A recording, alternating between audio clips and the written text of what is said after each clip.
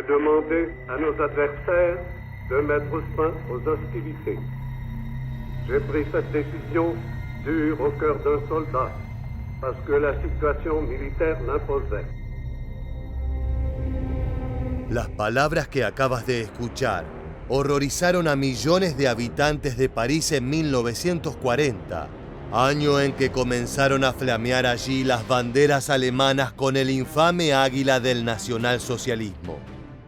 Luego de la rendición, la capital de Francia fue el patio de juegos de Adolf Hitler. Sus hombres convirtieron la ciudad de las luces en tierra arrasada.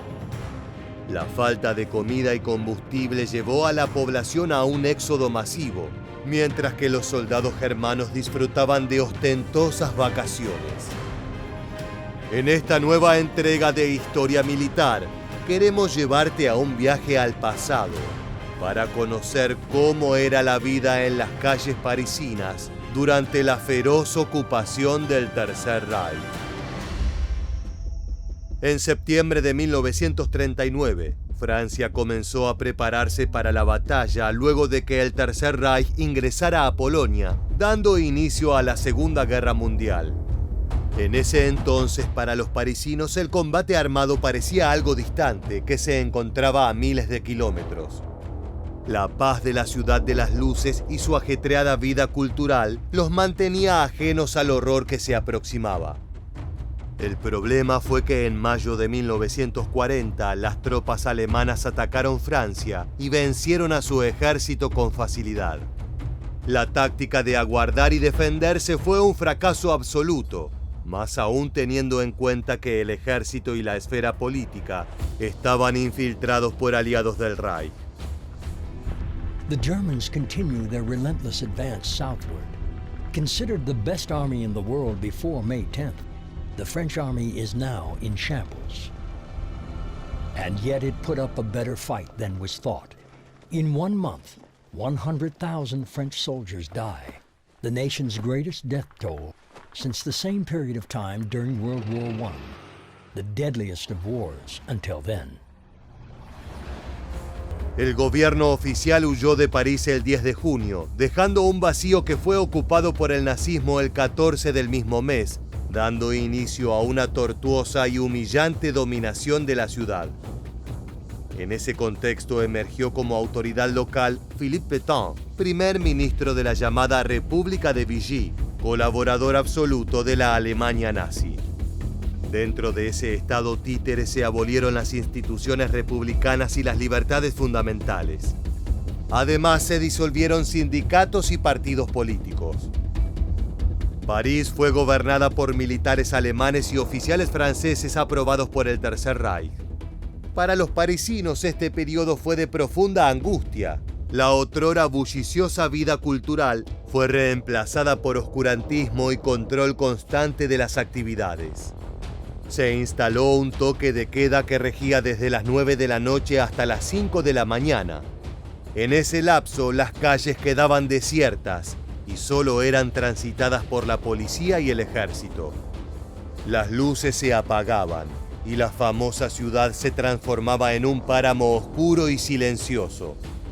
En paralelo, se extrajeron los principales recursos del suelo francés para sumarlos a las arcas de Alemania. Metales, alimentos y armas de fuego acabaron en poder de las tropas del Reich. Al mismo tiempo, los ciudadanos parisinos vivían en constante racionamiento, consumiendo porciones magras de comida, usando la misma ropa hasta que se destruyera y con mínimos gastos de carbón y otros bienes. When the people of Paris come to the streets again, it is to hear the voice of dictators, telling them what they must do, how they must live, what they must say, what they must think, telling them how to be slaves. Gone is the Republic of France. Gone is free speech and a free representative government. Gone is liberty, equality, fraternity. Debido a la falta de combustible, el número de automóviles en las calles de París se redujo de 350.000 antes de la guerra a tan solo 4.500 durante la ocupación. Esto puso nuevamente de moda antiguas formas de transporte con tracción a sangre como los carros tirados por caballos. Los camiones de transporte y los vehículos que atravesaban la ciudad, por lo general, eran impulsados por un combustible de baja calidad. El metro continuó operando, pero con notables interrupciones, lo que complicaba la vida diaria de los trabajadores. Al hambre y el frío se le sumaba la necesidad de movilizarse a pie bajo cualquier clima. Para tener dimensión del caos que generó la falta de combustible en el sistema de transporte, en 1939 funcionaban 3.500 autobuses. Al año siguiente solo continuaron en servicio 500 unidades. Las consecuencias de estos problemas continuaron por varios años luego de la finalización de la Segunda Guerra Mundial. French civilians, men, women, and children, must slave on farmer and factory for the Nazi master race, or starve. There will be a class of subject alien races. We need not hesitate to call them slaves. Una de las políticas que más frustraron a los parisinos fue el programa STO, o Servicio de Trabajo Obligatorio, mediante el cual jóvenes franceses eran enviados a trabajar en las fábricas militares alemanas para producir armamento y otras piezas importantes. A cambio regresaban al país prisioneros de guerra que habían sido capturados durante la avanzada de 1940. Hombres sanos y con energía partían a esclavizarse para asegurar la liberación de soldados enfermos, hambrientos y heridos. Esto tuvo gran importancia a la hora de aumentar las filas de la resistencia, tal como recuerda Raymond Aubrac. Ce qui est très important de noter, c'est l'importance de l'opération STO sur l'opinion publique. Parce que quand on mobilise 3 classes d'âge, toute la population est concernée. Par exemple, les paysans qui ont échappé à une partie des rigueurs de l'occupation, notamment pour les problèmes d'alimentation, et qui n'étaient pas tellement tournés vers la résistance. Le STO les a d'un seul coup basculés, en grande majorité, dans la résistance. Es necesario aclarar que la actitud de los parisinos para con la ocupación fue muy variada. Algunos vieron a los alemanes como una fuente de dinero, ya que los soldados arribaban con ansias de divertirse y gastar sus sueldos en entretenimiento.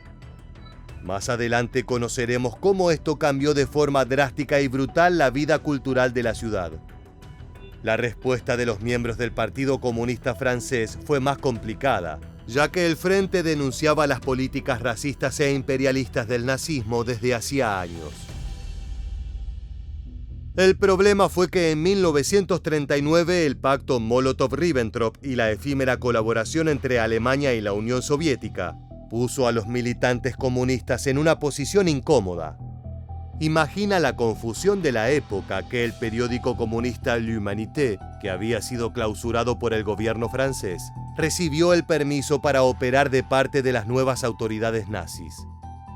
Si bien muchos militantes continuaron organizándose de forma independiente, lo cierto es que el Partido Comunista Francés se mantuvo neutral hasta 1941. Luego de la Operación Barbarroja y la confrontación definitiva entre Moscú y Berlín, tomaron una posición claramente antinazi. Para el momento en que los alemanes llegaron a la capital, parte de la población, en particular los estratos más adinerados, habían huido hacia la campiña y a provincias menos relevantes esperando escapar de la violencia.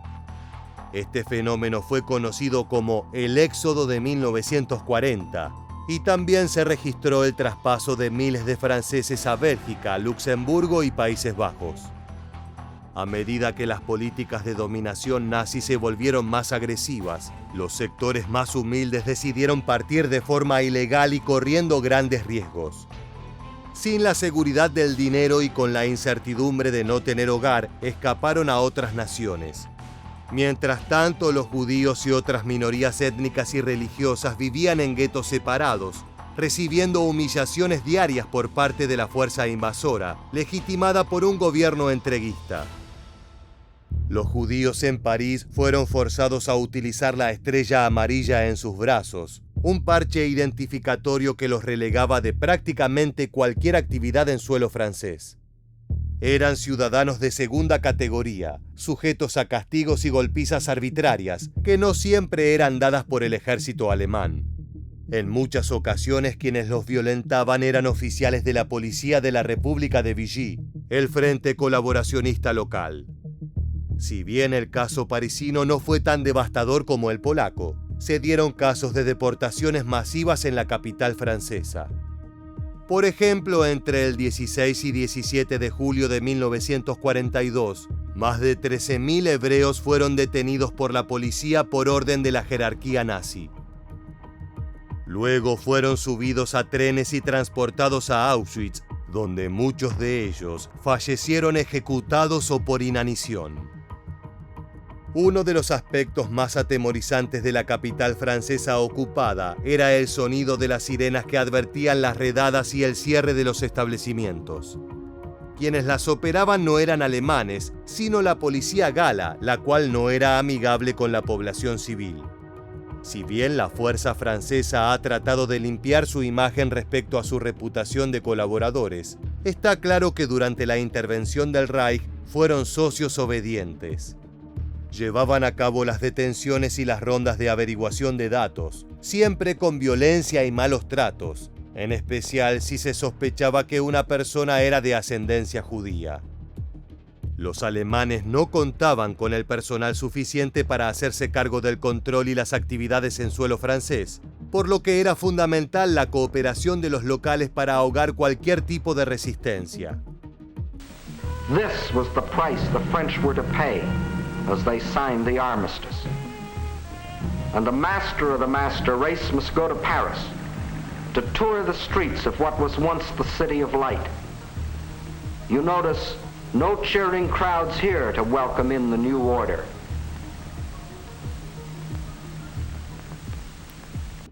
La invasión no solo fue militar, sino también cultural y simbólica.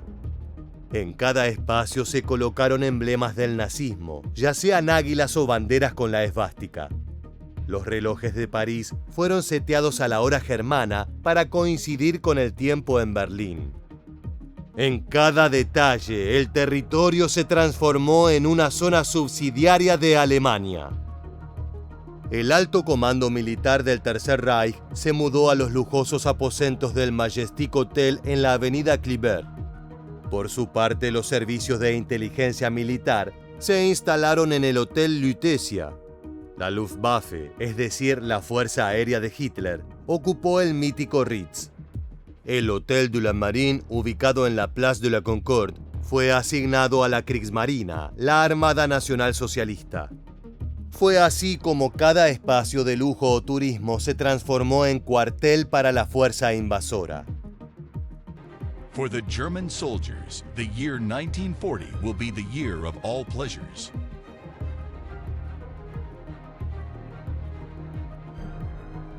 Klaus, the Berlin soldier, finally gets his first leave. This is Paris, and this is me on the second floor of the Eiffel Tower. We had gone up to the second floor on foot. The elevators were out of order, and it was already very high. París se convirtió en el destino favorito de los soldados germanos para vacacionar. Bajo el eslogan «Jeder einmal in Paris», lo que podemos traducir como «Todos una vez en París», se le prometió a cada conscripto alemán al menos una visita a la famosa Ciudad de las Luces. Un mes después del inicio de la ocupación, se comercializó una revista bimensual que publicitaba los lugares más interesantes para el turismo nacional socialista. Esta publicación incluía una guía de viaje y las directivas sobre cómo interactuar con los locales, las zonas permitidas para la circulación y las autoridades regionales con las cuales se podía entablar contacto. Los hoteles que no estaban ocupados por los altos mandos militares fueron destinados a alojar a soldados viajeros que tomaban sus tan ansiadas vacaciones luego de entregar su vida por la causa de Adolf Hitler. De a poco los colores rojo, negro y blanco se adueñaron de la capital francesa, imprimiendo el frío y austero estilo germano, como también imponiendo su dieta y sus costumbres en los bares. La cerveza y la cocina alemana fueron la norma durante varios años. En cuanto al entretenimiento, los cines se volvieron de entrada exclusiva para los ciudadanos permitidos o para las tropas nazis. La programación en esos lugares cambió radicalmente. Ya no se proyectaban las exitosas películas francesas y norteamericanas que desde hacía años eran de las más solicitadas en el continente. Las pantallas fueron también invadidas por las duras imágenes del cine alemán de propaganda, con su exaltación patriótica y su gusto por la opulencia visual. Desde hacía siglos, París era uno de los epicentros en materia de coleccionismo de arte y museos de primer nivel. Los alemanes conocían el valor simbólico y monetario de esos bienes, pero había leyes respecto al robo de obras de arte. Si bien en su mayoría los soldados respetaron los tratados de La Haya firmados entre 1899 y 1907, los altos mandos nazis no fueron tan considerados. El 30 de junio de 1940, Adolf Hitler ordenó que todas las piezas artísticas en Francia, ya sean parte de colecciones privadas o estatales, debían ser salvaguardadas. Esto implicó el vaciamiento de museos y de mansiones donde los más ricos resguardaban pinturas de un enorme valor histórico. Between 1941 and 1944, 29 convoys left Paris for the Reich. They represented a total of 138 wagons filled with 4,170 boxes. The greatest looting of artworks of all time. Otra parte del entretenimiento no se relacionaba con el cine o el arte, sino con la prostitución. Durante la ocupación alemana de París, se militarizaron numerosos burdeles de acuerdo con las políticas planteadas por el Partido Nacional Socialista. La postura oficial del Reich implicaba que sus hombres debían tener acceso asegurado a mujeres para evitar cualquier tipo de actitud que se considerara una degeneración, en particular la homosexualidad. Además, sostenían que era necesario el contacto con prostitutas para asegurar el correcto desempeño de los soldados en batalla. La militarización de los burdeles fue uno de los aspectos más oscuros de la presencia nazi en la capital francesa. Esos establecimientos funcionaron tanto en antiguos prostíbulos, como también en viviendas ocupadas o incluso en sinagogas, siendo una señal de desprecio y humillación a la cultura y tradición judía. Las mujeres que allí vivían eran en muchos casos esclavas o empleadas a punta de pistola. Si bien cobraban una recompensa ínfima por sus actividades, lo cierto es que no tenían otra opción. Negarse a copular con un soldado germano podía tener consecuencias mortales para las meretrices parisinas. Desgraciadamente para ellas, una vez finalizada la guerra, la reacción de la sociedad civil fue brutal. Las prostitutas que estuvieron con nazis fueron consideradas traidoras y se las apaleó de forma pública. Primero se les cortaba el pelo y se les pintaba una esvástica en la frente para denunciar su crimen, una marca de vergüenza a la vista de todos.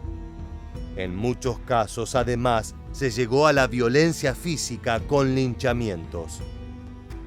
Esta brutalidad de posguerra es uno de los efectos colaterales más fuertes que tuvo la ocupación alemana en París. La ciudad de las luces fue por varios años el perro faldero de la potencia germana. Los soldados caminaron a gusto y las banderas del enemigo flamearon imponentes en cada plaza y monumento, lo que tuvo un efecto psicológico notable entre las personas. Fue un periodo histórico que requirió de mucho análisis para poder finalmente incorporarlo a la conciencia de cada francés. Ahora es momento de hablar de aquellos que no estaban de acuerdo con la postura colaboracionista y trataron de convertir a París en un faro de rebeldía ante el avance fascista. Like magic, weapons appeared. Under the nose of the Gestapo, they had collected enough to arm 50,000 of their men.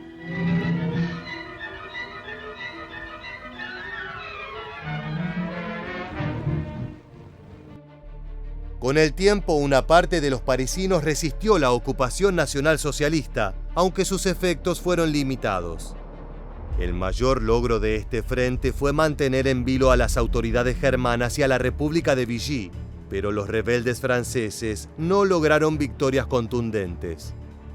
Con el tiempo, la idea de una resistencia se volvió fundamental para la historia del país, como una manera de poder canalizar la angustia de haber sido ocupados durante años por el régimen totalitario más brutal de la historia. Que haya habido una resistencia, por más pequeña o efímera que fuera, implicaba que no toda la población estaba aceptando la presencia del Tercer Reich. La primera demostración a gran escala contra la ocupación nacionalsocialista ocurrió el 11 de noviembre de 1940 y fue impulsada por estudiantes parisinos. Desde entonces, las actividades se volvieron cada vez más peligrosas. Por ejemplo, en la primavera de 1942, 5 estudiantes del Liceo Buffon decidieron organizar una protesta por el arresto de uno de sus profesores. Cerca de 100 compañeros fueron parte de aquella movilización, y si bien la mayoría logró escapar, la inteligencia nacionalsocialista les dio cacería. Los 5 líderes que impulsaron el evento fueron atrapados y ejecutados el 8 de febrero de 1943.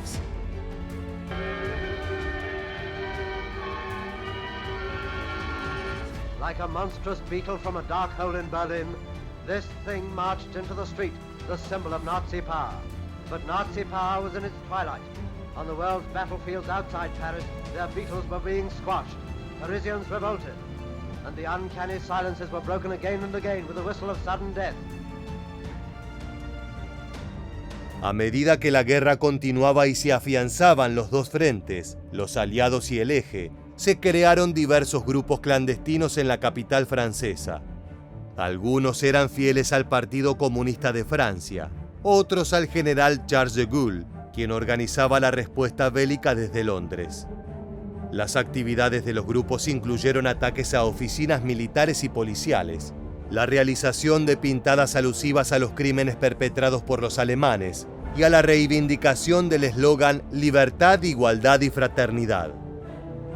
El punto de inflexión para la ocupación alemana en París fue el desembarco de los aliados en Normandía el 6 de junio de 1944.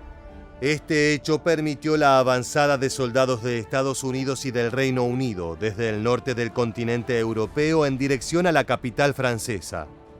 En simultáneo, el control de los germanos en la Ciudad de las Luces era cada vez más problemático. Ya no contaban con el personal suficiente para imponer las duras leyes segregacionistas. Muchos de los soldados que estaban allí apostados habían sido enviados a Italia o al frente oriental para combatir a los soviéticos. De a poco las calles de París se poblaban de locales rebeldes que propiciaban la liberación. A French armored division drives on Paris. This unit of the Allied Army of Invasion has been ordered to battle its way to the capital of France, in which the patriot population has risen against the Nazi garrison. Fierce fighting in Paris, and there are sharp clashes as the rescue force pushes on.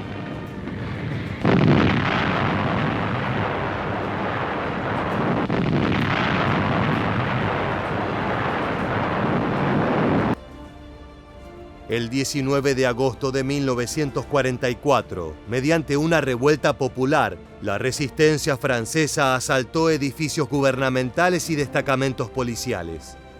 El día 25 del mismo mes, París fue finalmente liberada por una combinación de tropas locales y estadounidenses que abrieron paso para la llegada del general de Gaulle. Fue él quien lideró una marcha triunfal a través de los Campos Elíseos el 26 de agosto de 1944. Así se cerraba uno de los capítulos más oscuros en la historia de París, aunque como te adelantamos, las secuelas de aquella traumática ocupación se sintieron durante años. De esta manera llegamos al final del video. Si te gustó este contenido, te invitamos a suscribirte y activar las notificaciones. Sin más, nos despedimos hasta la próxima entrega de Historia Militar. Gracias por acompañarnos.